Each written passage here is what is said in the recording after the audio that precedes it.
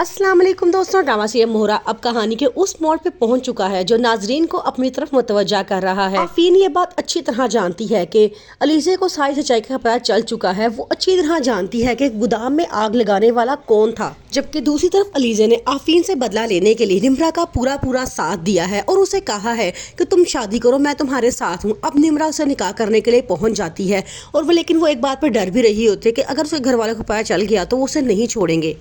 अरीशा बहुत परेशान है, वो बहुत रोती है और सिकंदर से कहती है कि मुझे खौफ है कि जो कुछ आज हमारे साथ हो रहा है ये सब कुछ अनुषा की बदवा है, क्योंकि अनुषा ने तुम्हें बदवा दी थी और तुमने मुझे घर आके इस बारे में बताया भी था। लेकिन सिकंदर कहता है कि मैं इस तरह की बातों पर बिल्कुल भी यकीन नहीं रखता। आफरीन जब देखती है कि रात होती जा रही है और निम्रा घर वापस आ नहीं रही तो उसकी परेशानी में मजीद इजाफा होता जा रहा है। वो बड़ा परेशान है कि निम्रा कहाँ गई है, क्योंकि निम्रा का मोबाइल भी ऑफ जा रहा है। अब अलीज़ा सारी बात जान चुकी है। वो उसे कहते हैं कि आप इतनी परेशान क्यों लग रही हैं, तो वो आगे से बहाना बना देती है कि मैं तो हमजा और उसके आपा की वजह से परेशान हूँ कि अभी तक वो जेल से वापस नहीं आए हैं। आगे से अलीज़ा ने कहती है कि उनको सिर्फ उस बंदे को नहीं पकड़ना चाहिए जिसने आग लगाई है, बल्कि उसको ही पकड़ना चाहिए जिसने आग लगाने की प्लानिंग की थी। अलीज़ा अब दिल में अपने आप से वादा करती है कि जितना बुरा आपने मेरे साथ किया था, जब तक मैं आपके घर के एक एक बंदे को बर्बाद नहीं कर दूंगी मैं यहाँ से नहीं जाऊंगी।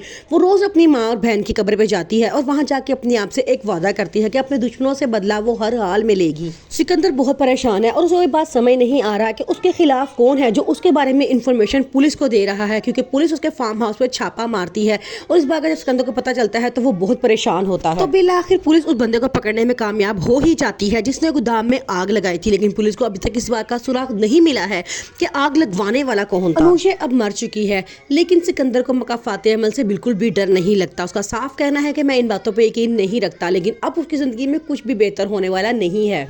अलीज़ा जो इस मकसद के लिए उनके घर में आई थी कि जब तक उनके घर की एक एक बंदे को बर्बाद नहीं कर देगी वो सुकून से नहीं बैठेगी। वो रोज़ अपनी बहन की कब्र पर जाती है और वहाँ जाके उससे एक वादा करती है कि मैं तुम्हारे दुश्मनों से बहुत जल्द बदला लूँगी।